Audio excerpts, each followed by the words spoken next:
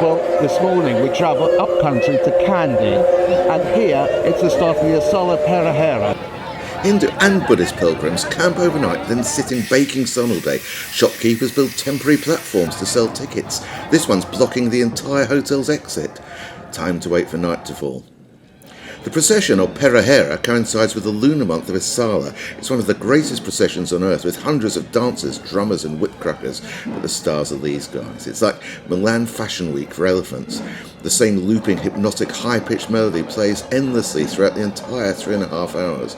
These metal elephants are called tuskers and carry sacred relics. The largest and grandest, gold casket inside, with a replica of Buddha's sacred tooth.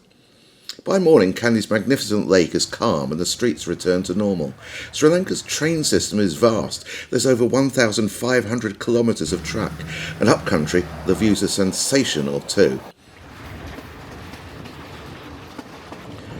The trains attract tourists who like to hang out of the trains.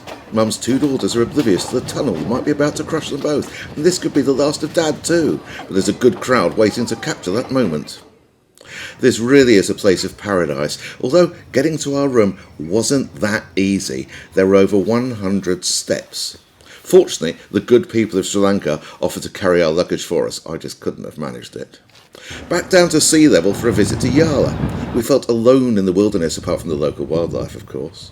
But when news breaks of a leopard sighting, dozens of trucks descend, weaving in and out to try to get a view. Junior has spotted some movement. It looks too big for a leopard, and it's got a trunk. Nope, there's the leopard casually walking between the cars. Excitement over, and everyone leaves.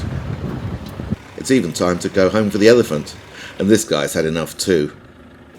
Sri Lanka's south coast is home to wonderful beaches, and to travel around there are plenty of options. Not just the rail network. There's also a huge number of buses going everywhere, and their destinations are even displayed in English. Some road signs are simple to understand, although in town things might be just a little more difficult.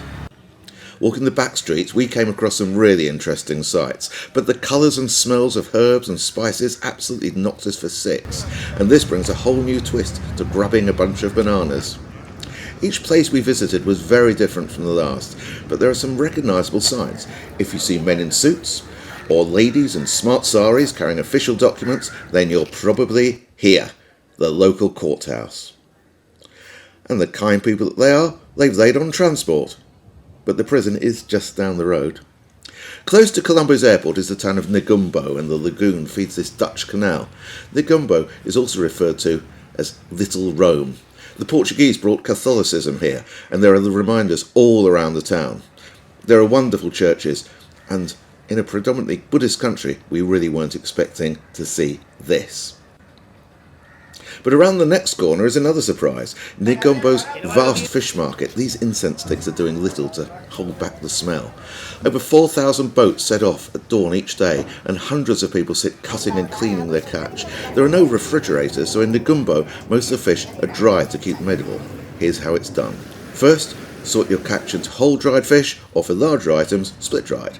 Gut and wash in seawater, do not use fresh water, cover in coarse sea salt for a few hours, lay your fish on woven mats, skin side down, turn your fish regularly, and remember to guard your fish from crows, dogs, cats and gulls. That's it. Well, as Junior takes a final swim, it's the end of our visit to Sri Lanka. It's been so interesting. Everywhere we've been, it's been different. Different climate, different cultures. But one thing's really bothering me throughout. There are so many dogs, stray dogs, pet dogs, but absolutely no dog poo. How do they work that out? If you know the answer, drop me a line. Bye for now.